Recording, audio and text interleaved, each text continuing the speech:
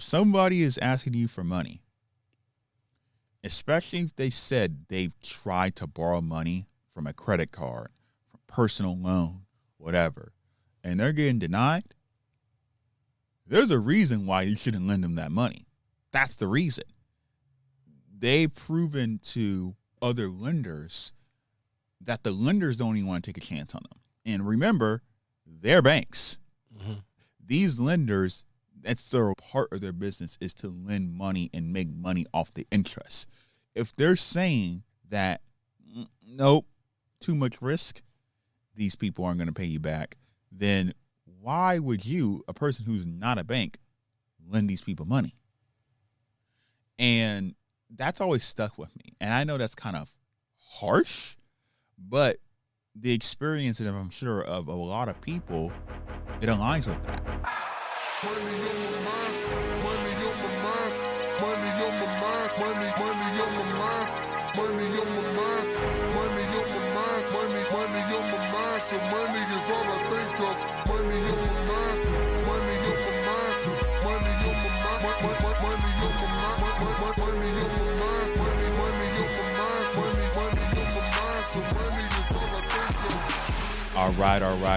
Money is on my mind indeed, everybody. Yes.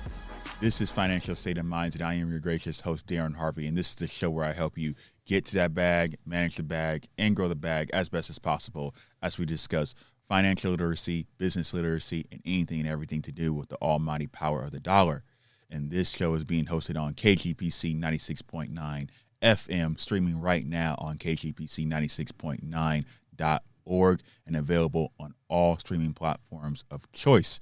And today I am joined yet again by the unofficial, but probably really is official, co-host of the show. Maurice Shabazz is back again. Thank you, brother. How you doing this morning? Doing pretty good, man. I graduated to official, man. You know, I mean, you might as well, man. This is probably the 10th episode you've been on at this point. Right. So even if you don't want the title, we're throwing you in. You were officially a co-host. We've been upgraded. Yeah, once you do 10 episodes of Old Blindy, you're right in it. But anyways, today's topic. People want to know what the heck we talking about this time, Shabazz. So I thought it'd be good to talk about, I think, a topic that everybody, regardless of demographic, background, class, whatever, can relate to a little bit about.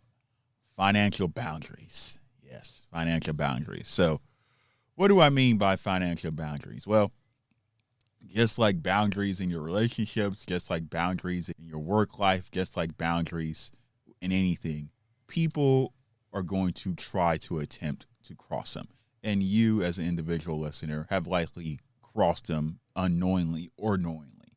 And that's okay. It's fine. There's no crime behind it. But I wanted to just have that discussion because, one, I think a lot of times people are just not aware that they're crossing a boundary when it comes to finances. Two, I want to point out what it looks like so people actually know exactly what it looks like. And three, kind of some advice on what you can do to healthily say the right things or put yourself in a situation that you're safe and your financial health of you and your loved ones are safe as well. So I thought it was be a little fun, interesting topic that we can talk about. And I'm sure, Shabazz, you've had a lot of experience of this being in your profession. Yeah, definitely, most definitely. Got it. Yeah, let's just get right into it. So what is financial boundary? So my definition is just when anybody is trying to cross a specific boundary in the world of finances, that is a financial boundary. Okay, Darrin, what the heck does it look like? All right, this is what it looks like, guys. Hey, Shabazz, can I hold $20? Hey, Shabazz, can I loan? Can you give me a $500 loan? Hey, Shabazz, can you buy this for me and I'll get you back the next time I get my paycheck? Or Shabazz, can you do this? Can you do that? It has to do with dollars. This is what it looks like.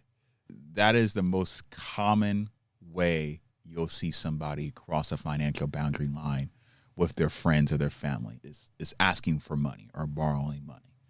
Now, again, I want to re-emphasize this. There's nothing wrong inherently with asking a loved one, a family member, or a friend if you can borrow money, or if they're asking you, hey, can they borrow money or whatever. There's nothing inherently wrong with it on its own. Where it could be crossing a boundary is, in my experience, and Shabazz, I definitely want to hear your experience. In my experience, when you have family and or friends ask you to borrow money and you agree to, you are now no longer just friends. You are no longer just family. You now have a borrower to a lender relationship with said person. So that's what I mean by crossing that boundary in this instance. You now have another relationship with said person when you do that.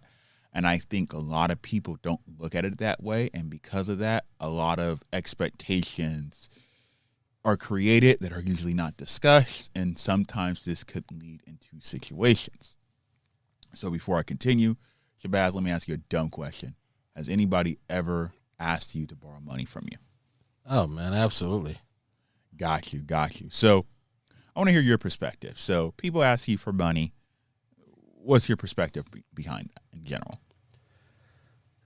You know, I have gotten to a point now, I guess I have it in my mind, like if we're friends or if we're family or even associates, but we have some kind of personal standing, I don't even want to jeopardize that. I've seen relationships go bad because of just finance. So I always look at it like this. This is just how I look at it. I'm not telling everybody else to look at it this way. But when people ask to borrow money, I always, because, you know, borrow means that you're going to pay back, right? Correct. I always look at it like this. If I can't part with it, like knowing that I probably won't get it back, and if it's going to be so detrimental to where we're no longer going to have a relationship, then I just won't do it if it's that critical. But yeah, 9 times out of 10 when I borrow, and it's sad to say, I don't expect to get it back. When I give it, I'm like, okay, it's gone. Because one thing I'm not going to do, and this is my personality, I know everybody else is different. I don't like hounding nobody for no money. I don't like constantly asking nobody for no money, even if it is mine, right? Rightfully so, right? If I let somebody borrow it. But I don't like having conversations about that. And not even only that, my mindset is I don't like having conversations about little money either. That's the other thing. So I don't want to lower my vibration to where I'm bickering with somebody over $20 or $500. That's even small money to me. And I'm saying that because it's just not worth my energy. That's just how I feel. Right. You know? Yeah, so I hear you on that. I pretty much 95% align with that when it comes to you. I'm pretty much the same way. Actually, my dad taught me to be that way. He always taught me, he said, Darrin, if you're going to let people borrow money, you got to almost look at it as a donation. Do not expect people to give that money back to you. Don't have that expectation. And like you said earlier, make sure you can afford to not have that money. That was a big thing he taught me. Make sure that if you're going to lend people money, you can afford to not have that money, period. Whether it's for a small time until these people pay you back or if you never get the money back. Make sure that you're in a financial space where you're able to do that. Mm-hmm. I agree. So that's one thing. I've shared in a previous episode, I want to say around episode, we're going back into the vault. I want to say around episode probably somewhere in the 40s, maybe 43, 44, some of my biggest regrets. And my number one regret in my 20s is lending people money, point blank period. My number one regret in my entire 20s is lending my friends and family, mainly friends. I never lent family money. Overall, period, regardless of the amount. Now, for my instance, the amounts were always hundreds to thousands. I think the most money I've ever lent somebody was literally $5,000, somewhere around there. Of course, we have all lent, 20 here, 50 here, 10 here, 5 here. I buy you something, Venmo me, Zelle me back when you have a chance. That counts, but that's not really what I harp on too much. It's the serious amount of money. Hey, Darrin, I need $1,000 for ABC reason. And just through my experience, I've just learned at this point to say no. And to say no, hey, at this point, I'm just transparent. Hey, I have not had good luck with this. I'm sorry. I don't want to turn our friendship into a business relationship. So for that reason, I'm going to say no. And if people do anything but, okay, I understand, I don't need to deal with them. Point blank, period. Again, going back to this emphasis of changing your friendship into a borrower-lender, that's the truth that goes behind it. But when I say people don't look at it that way, people don't freaking look at it that way at all. No, they don't. Right. They want to look at it as, oh, you're still the friend. And the truth is that, no, it's a borrow-lender situation. I keep saying that because we don't look at our friends who we lend money to or we take money from the same way the banks do. Right. You know, the same way your car lender, your mortgage from your home, your rent, your phone bill, your electricity, any other bill that is reoccurring, or even it could be groceries for Christ's sake. We don't look at it in that same light as a necessity or even a want bill. We look at it lower on the priority chain. In my experience, people who I've lent money, I am not on top priority to get paid back. Point blank, period. Even if they verbally say it, nope, that's not the case. And that makes sense. They're borrowing money to pay something. Usually it's a bill, right? Most people don't go out and be like, Shabazz is not out here being like, hey, Darrin, let me hold $200 so I can buy some new Jordans, right? From my experience, that's not the common ask. Usually it's a necessity. Hey, Darrin, I need to hold $500, or hey, Darrin, can I borrow $1,000 because I don't have my money for my car. I don't have my money for my rent. I don't have grocery money. I need to pay a PG&E bill. I need to pay a water bill. All these, by the way, real examples. I'm just not saying names. Like, people have really asked me for these reasons. And again, when I've said yes, the people have always said, hey, Darrin, thank you. We're going to have this money back to you in insert time frame. I've heard everything. I've heard everything from a couple of days, next week, next paycheck, when my taxes return, after the holidays, after the birthday. The most common one that is I'm going to get to the when to say no part of the show, but quick one when to say no. If someone can't say when they're able to pay you back, that's a red flag for nope, do not loan that person money. I don't care if I almost want to say, unless it's your mama or your pops, nope. Or your grandparents maybe, nope. Because if they don't know, then you don't know. And two, again, I'm always going to say this is a borrower and lender relationship. It should be no different than if you have a credit card. It should be no different if you're paying your car note. They know. Bank of America knows. They tell you, hey, Darrin, you have a $500 balance. Here's a minimum payment of $10. It's owed on November 20th. It will be owed on December 20th. It will be owed on January 20th. We know that when it comes to a bill. But then when it comes to the homie, or when it comes to your friend or your family member, those lines, they're not so sticky. They're not so strong. Oh, something came up, Darrin. I'm sorry. Can I get you back in 2 weeks? Or can I get you back in the next paycheck or whatever? So these are I would say this is by far the most common way a boundary gets crossed, is lending people money. And 9 times out of 10, in my own experience, it doesn't go the way both parties say it's going to go. Someone's not going to pay back. Someone's not going to pay back on time. Someone's not going to pay back in full. Or what I've also found is even if everything goes according to plan, they're going to ask again. Yeah.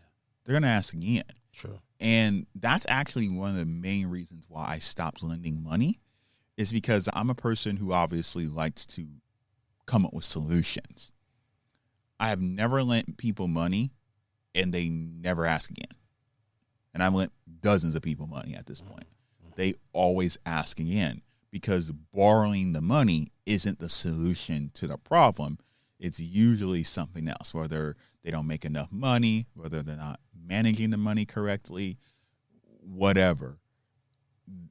Lending people money ultimately doesn't magically help them with their financial situation. They're just going to end up repeating that situation. So I said a lot. What's been your experience, though, when it comes to when you actually loan people money? Well, story time. I'll tell you a story. All right. True story, too. I had a friend. If you ever sees this episode, he's going to know exactly I'm talking about him. But I had, and sometimes it's not so much of just borrowing money. Sometimes you do business because, when people borrow money from, usually 9 times out of 10, you got a personal relationship with them, right? Right. And in some situations, it could possibly be a business transaction. Like, hey, I provide this, you pay me, but we got a personal relationship, right? Mm-hmm. And that was this scenario, and I had paid for several different services. Like, this is when I was really pushing music hard with Trendsetters, and I had to pay for so many different things, but one of the biggest bills in that was a cannabis license, which was about 40, 50 grand, right? Altogether, all this stuff came up to around about 80 grand. And strategically, these people were referred to me through a friend of mine, and he kind of taxed it and quarterbacked it and all this other stuff, which I don't mind the tax. I didn't mind him making any money, long as it worked, right? But it didn't work. None of it didn't work, actually. So what happened is that now I have spent close to around about 80 grand, and I never got a cannabis license. That was probably the biggest bill in that whole amount, and I never got that. And what happens is that now there's so much financial strain, right, on the relationship, because sometimes, man, when people borrow money or they get money out of you, sometimes the intention is to play you. Sometimes that's the intention. And when it's like that, then it becomes very personal, right? And at the same time, I still have the same outlook on it. Like, once the money leaves my account or wherever, I don't ever look at, even in business transactions, it's hard to get money back. Everybody knows that. And that's why people, when they pay for things, some people have buyer's remorse. Like, soon as that money leaves you, it's a very slim chance that money will come back from that source, right? Might come different ways, but from that particular source, pretty slim to none, right? So one of the things is that when I see and dealing with money with personal relationships, they don't treat it like the bank because it's personal, right? Bank of America, Wells Fargo, Chase, there's nothing personal. We're letting you borrow this. This is the interest rate. You have to sign this contract. You got to agree to the terms and the conditions. And if you don't pay this, then we're going to ruin your credit. We might even sue you. And even if you get served and you get sued, you're still not taking it personal because you know that it's business, right? So I think that, well, I don't even think. I just know that when we actually deal with money and personal relationships, people always have this whole notion of leeway that, hey, there's not really much repercussions if I don't pay this person back.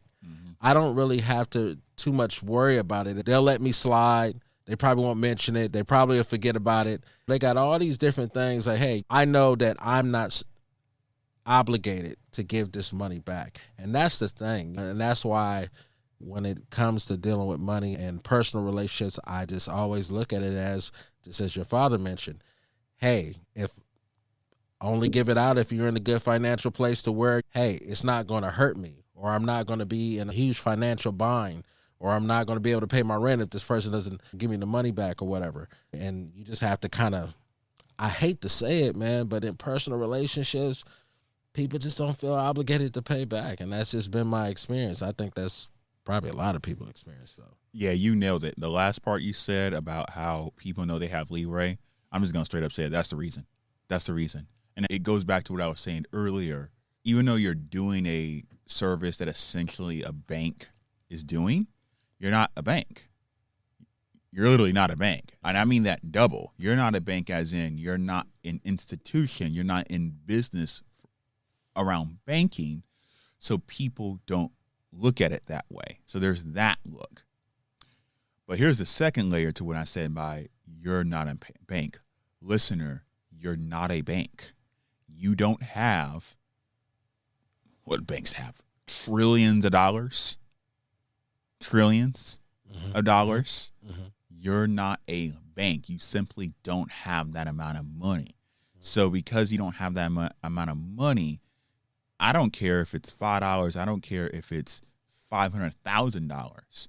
I don't care if you have a net worth of $100 million. You're still not a bank. You see what I'm saying? Right. You're going to feel a way about that money being gone and in the borrowed space because you're not a bank and that money is inherently more valuable to you than a bank, than a car dealership, than a credit union, than insert something else. That's just the way it is. It becomes personal, especially since, again, there was the friendship or the family friendship relationship that preceded it. It'd be different. It's a little bit different when it's business, even though it's not that much different. It's a little bit different because at least it's only business. Like you said earlier, it's only business. There's not much personalization to it. It's just business. But when it's from, again, a friend, I keep saying friend because that's my experience, friends, it's no longer that. It's both. And I've never had a discussion where, hey, Darrin, I'm going to pay you $50 a month until I get this paid back. Like what I find with people, and to make this clear, listeners, I do feel a way about not getting paid back. Like I do feel negativity to some extent to anybody who owes me money. And yes, if you're listening, this is the truth. I'm not going to go over here and start no war. I'm not going to go over here and yell at you.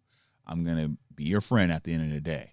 But yeah, of course, I'm going to feel some way about people who owe me money. Right. Because again, I'm not a bank. Like I'm not a bank.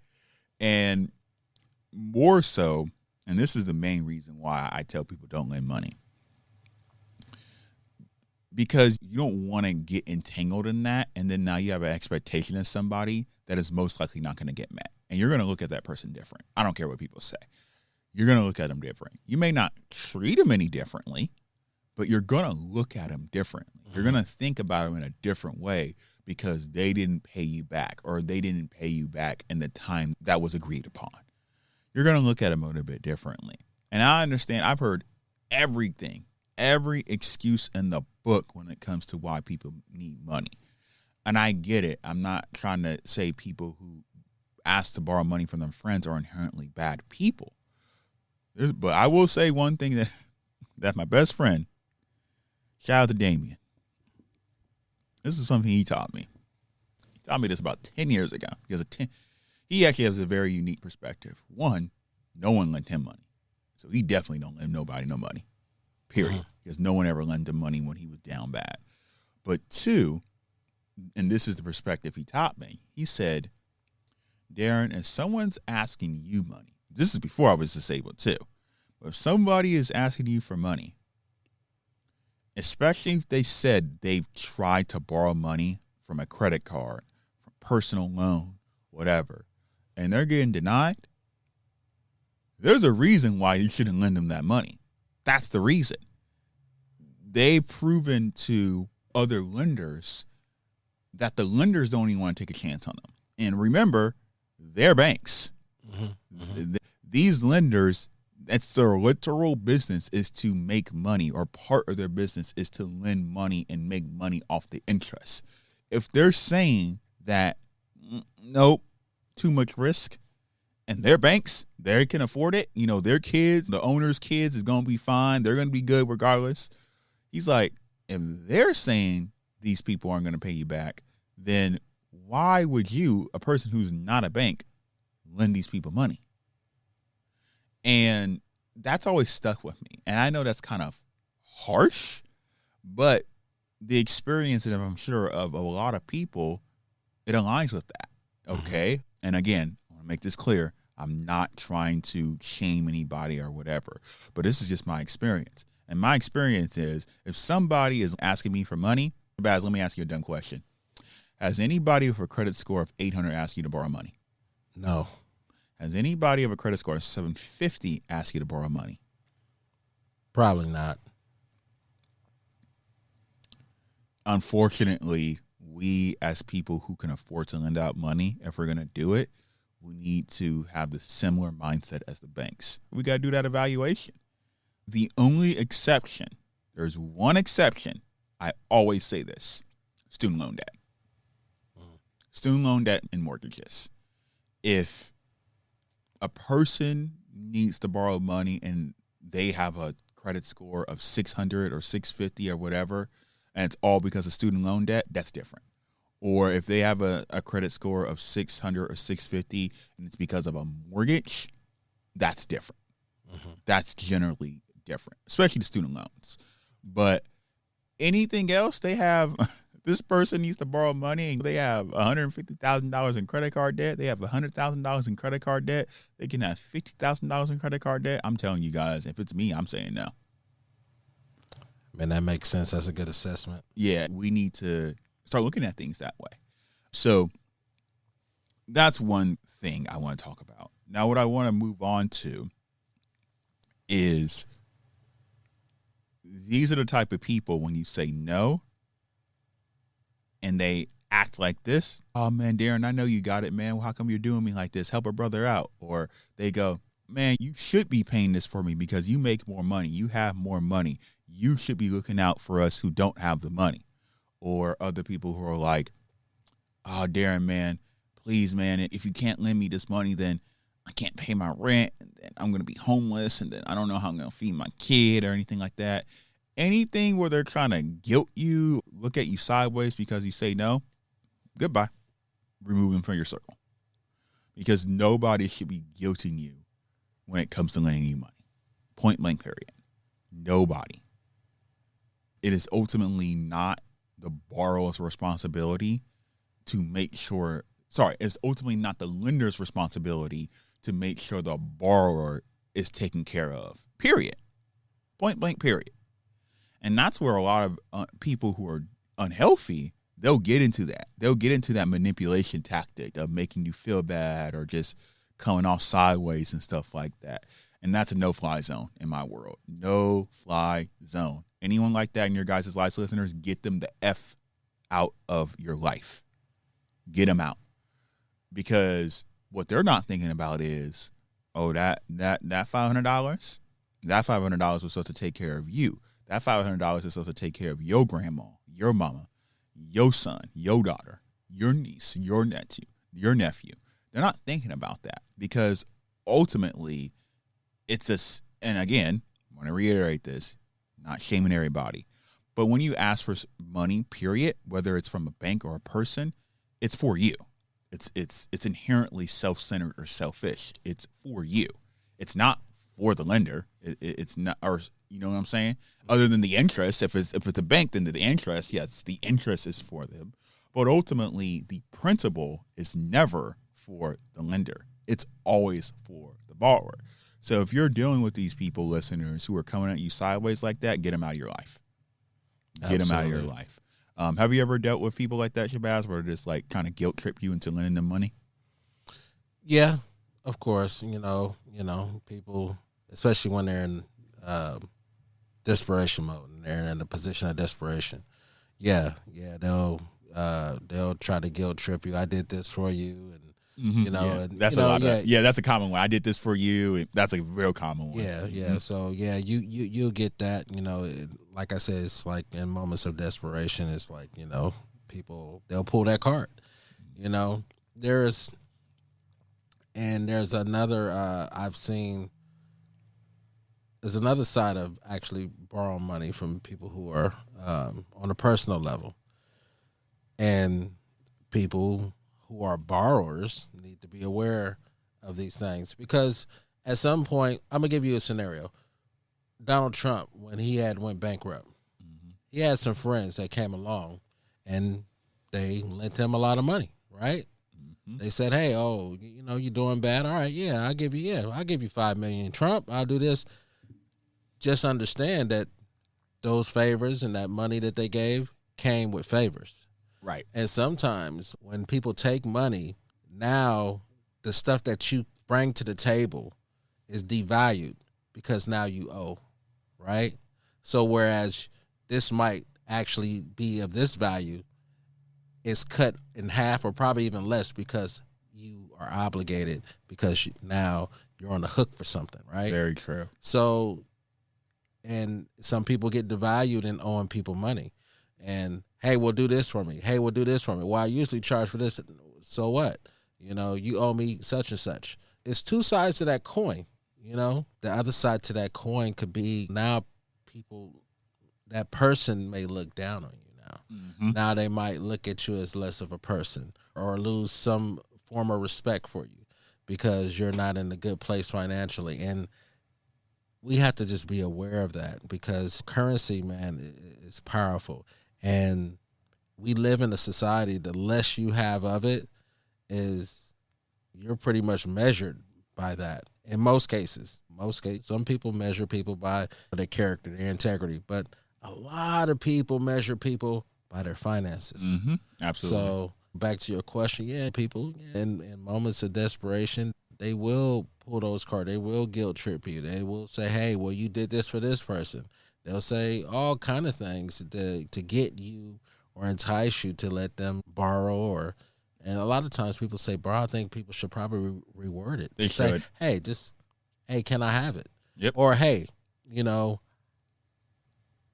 I want to borrow it, but, you know, I don't know when I could get it back to you. Right. Just say that. Now, at least you give me the option. And now I know at least, well, hey, I might not get this back.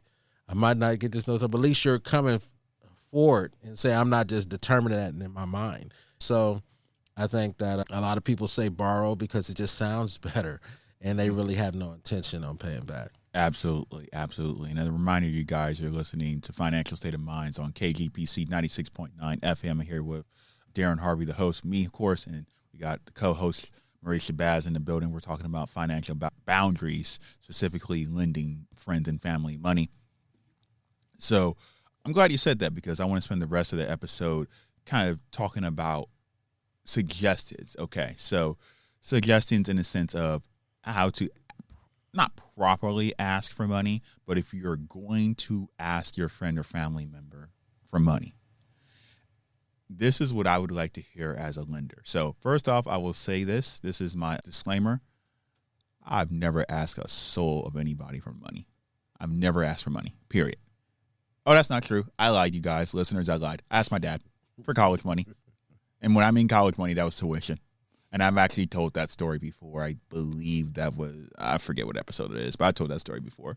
He's the only person, so there's no person on planet Earth alive who have asked for money. Point blank, period. Dang it, I just lied again. There is a second person who asked for money. But I'm terrible. What they call it? My girlfriend. I did indirectly or directly, how you can say it, borrow money from her. Wasn't her money. Credit cards company's money.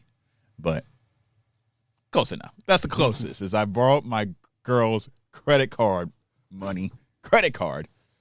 and that was for home improvement projects. And she got paid back nicely.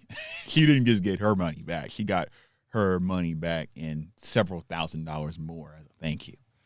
That went straight to clearing off her debt. But other than those two scenarios, all joking aside, I've literally never lent. I've never borrowed or asked people for money. Never. But I have, as I mentioned in this episode multiple times, I've lent dozens of people money. This is the way you should go about asking.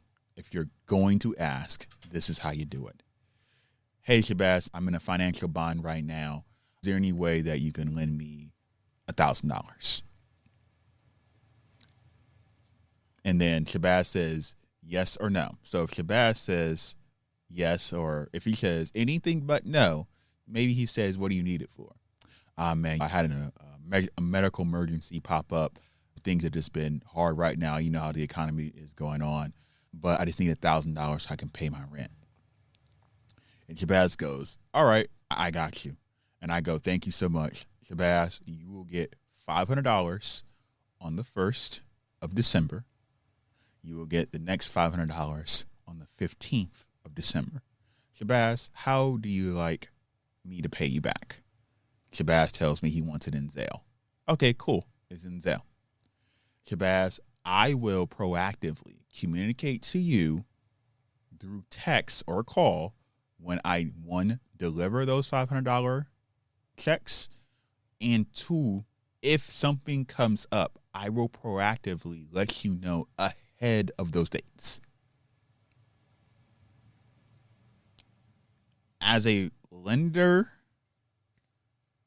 that makes me feel so much secure, because that verbiage alone tells me you're treating me like a bank, you're not treating me like a friend, and you're going to prioritize it like that. Just without me having to ask for it. A lot of ways I feel about lending is because people don't even do that. They just go, hey, can I have the money? Here you go. Okay, cool. I'll get it back to you here. And that's it. And then half the time, not even half, the majority of the time, that date comes, and what happens, Shabazz? Don't hear from them. You don't hear from them. They ghost. They gone. They like Casper. They like a Pillsbury Doughboy from the Ghostbusters. They gone. Right. So that's why I'm like making these episodes. That's why I keep saying inherently asking for it isn't bad itself. It's just the way people handle it that's bad. But that's how you handle it. Hey, the first comes up. Shabazz, man, I'm so sorry. I can't get you the $500. Let me hit you with a partial. I'm going to send you 100. I'm going to send you 200. Something. People don't even do that. They, like you said, they ghost. They just disappear. Like they Houdini or something. It's gone. Listeners, that's, if you're going to borrow, that's how you do it. Hey, if you can't uphold the end of the bargain that you created, don't go, because I don't have the 500, don't pay him anything. That's ridiculous, because that's not how your credit card works. That is not how your personal loan works. That is not how your car payment works. That's not how your rent works. That is not how any bill works. You don't go, because I don't have it, you don't pay. Again, that's not how any bill works. You pay a partial. Isn't that even how it works on your credit report, Shabazz? If you pay a partial, that looks better than not paying at all? Absolutely. So I tell people that all the time. So if you know that's how the banks work, that's how your lender works, your friend, your mama, your grandma, your brother, your sister deserves at least that. At least. They deserve more. Because the bank didn't lend you no money. Because you most likely couldn't get the money from your bank. Your own family did. Your own friends did. So they deserve, that's my perspective. They deserve more. And that's a perfect example of how it should look from the borrower. Hey, Shabazz, let me get $1,000. Oh, you lent it to me? Thank you. I will have it to you by the 1st and the 15th. If anything comes up, I'm going to let you know by the 31st or the 14th something came up. And if I can, I will give you a partial payment. I will give you something to show you that I value our relationship, I value our friendship, I value the fact that you and not the banks lent me money. People, it's that simple. And what blows my mind, I'm sure you guys can hear it in my voice, is that I think out of the 12 or 15 people I lent money, only 1 or 2 did that. And to me, that shows the character of a person. That shows the character of a person. And that's what I mean by don't risk that with your friends. Don't risk that with your family, because you're going to see the character of the person. And 9 times out of 10, if the person is in that situation, they could have made moves to not put themselves in that situation. But I understand emergency happens. Choices from 10, 15 years ago are still impacting you. I get it. But what I just said, you can figure out how to do that now. You could have figured that out 5 years ago, 10 years ago. So that's how you go about doing it. That's how I would tell people, if you're going to borrow money from somebody, that's the verbiage that you should use. Shabazz, do you have any different suggestions, or do you like that example I gave you? No, that's a good example. I had a question. Yes, sir. Have you ever gave anybody or lent anybody money just to get rid of them? Good question. The short answer is no. However, what I have done as of this year, when people ask me for money, depending on the amount, I'll give it to them. And I want to watch them. And I am judging them. Absolutely. I'm judging them. I'm watching. I'm not going to bother you. I'm not whatever. As long as I follow the rules that you and my dad laid out, I'm doing that. Oh, I lent you $50, $100. Cool. I don't need it. I won't miss it. But it's still money to me. Right. You ain't doing exactly what I just laid out. Cool. That just tells me what type of friend you are. And at this point, I don't need no more friends. The only people who I'm interested in at this point who is going to enter my circle and be new, they better be helping me make money. They better help me make money, support me in some way, or they're going to have to be my girlfriend's friends or something like that. Those are the only criteria. Mm-hmm. After that, I don't need no more friends. So I'm almost actively like, how can I lose some friends? I'm going to lose some money. Like, all right, cool. You going to act like that after X amount of years of friendship? Cool. I don't need to deal with you no more. Yeah. Especially because I'm like, I know who I am. I know the perception I carry. I get it. I'm low off. But guess what? I'm crippled. I'm blind. I'm the blind guy. Like, this is how you treat the blind guy? Oh, you treat the blind guy like this? Oh, for sure I don't need to be dealing with you. I wonder how you treat your own mama, how your own daddy, how you treat your sister. Like, you treat the blind guy like this? You ain't paying the blind guy the money back? You know, so, but to answer your question, no, I've never given money to people just to get rid of them, but absolutely, I've lent them money just to see how they act. Right. Because most people, when you have these conversations, they nod in their head. Yep, I relate to you, Darrin. You're right. And then them same people gonna be like, Darrin, can I borrow some money? It's funny because literally it's happened to me within the last 30 to 60 days of recording this episode. Oh, yeah, wow. Darrin, you're right. Yeah, you're absolutely right. We had these discussions off camera. And they hit me back up. Oh, Darrin, can I lend some money? This is ABC happened. In my head, I'm like, and especially for me, people know that there was a point in my life that I had serious amounts of debt. Mm-hmm. In my circle, there's no one who's had more debt than me. I don't know anybody who's had more debt than me unless it's student loan based. Mm-hmm. And even those people don't have had as much debt as I did at one point in my life. And I got myself out of it. I understand I had a situation that made it easier than some other people to get myself out of it, but I still got myself out of it. I still didn't have to ask anybody. And Lord knows I was missing them thousands, tens of thousands of dollars when I was in 5-6 figures of credit card debt. Mm. And these people knew. As you guys know, I'm an open book. People knew I was in this type of debt. So I didn't see any of them running. Oh, Darrin, here he come. Hey, Darrin. Bang! Here's your $1,000. We see you in debt. We see that you can't pay because you're struggling to hold a job because of your disability. Here you go. We got you. Nobody came to my rescue other than my girlfriend, which is why she got a 200% ROI on the money she lent me because she's the only one who did it. So this became a rant episode, but you guys can tell I'm very passionate about this. But for the last of the episode, as we're wrapping up, Darrin, what are other solutions we can do to these people in our lives, because we all have them, that need to borrow money? Definitely help them, but just don't give them your money. There's resources out there. There's resources everywhere. I get it right now at the time of this recording. The government is our government, and the resources aren't as plentiful, but there are definitely resources out there. At this point, if you're asking me for money, let me give you a free financial plan. I'll just give it to you for free. Let's figure out a way to help you manage your money, because most likely you're overspending somewhere. And then 2, how can I help you make more money so you don't get in this situation again? Like, let's actually talk about actual solutions, not Band-Aids.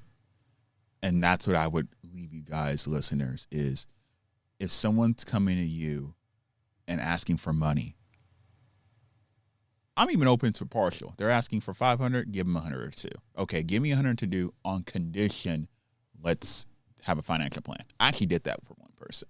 You can have this money, but I need to see a financial plan. I need to see screenshots of your budgeting. And what? Person did it. So that's what I do at this point. Shabazz, what do you do other than giving the people money? Is there anything else you do with people if they're asking for money?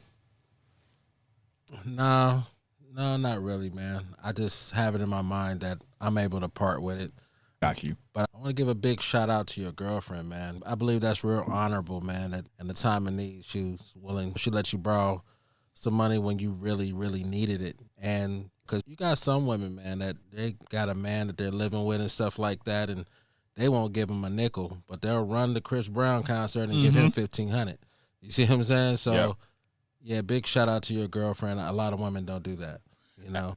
Absolutely. And I thank her all the time. I bring it up all the time to find a person, let alone a woman, who's able. I mean, it was thousands. I have no problem saying that. This was thousands of dollars. Now, to be totally transparent, but to not take away from anything from her, I didn't even need to borrow the money from her. The situation was that I was able to borrow the money from her at 0% interest. I could have borrowed the money from somebody else, but it would have been at an interest rate. Or in this particular situation I'm talking about, I would have been at further commission of something. I would have had to give somebody more money out of something that I was investing in if I had went the other option. So ultimately, my girlfriend, even giving her the money back as a thank you, not the principal, the profit she made, I still came away with extra money because that's how much money she saved because I was not able to pay the interest. I skipped the interest. It was literally 5 figures. I gave her like $4,000, $5,000, $6,000. I gave her back on top of the principal, and that ended up clearing out her credit cards completely. So she was debt-free credit cards as a thank you. But that's how much money it was. So it can work. Obviously, if you're in a relationship, that's a complete. You notice I never said girlfriend or partner in this conversation because that's a totally different ball game. You notice how I said business partners because that is also a different ball game as well. In this specific conversation, I wanted to focus on friends and family. But yeah, shout out to my lovely girlfriend. She's the real MVP, definitely, when it comes to that particular scenario. I also earned that trust from her. I earned that from her. I put in the work. But you never know. You can just invest in somebody and they'll pay you back like that. But again, as I wrap up this episode, financial boundaries, you guys, especially in these times right now, we're coming out of the government shutdown. I believe it's starting to reopen stuff up, but people are struggling. Find a way to support, whether it's volunteering, whether it's making a podcast or listening to a podcast. If you're a listener, you're most likely a financially minded person.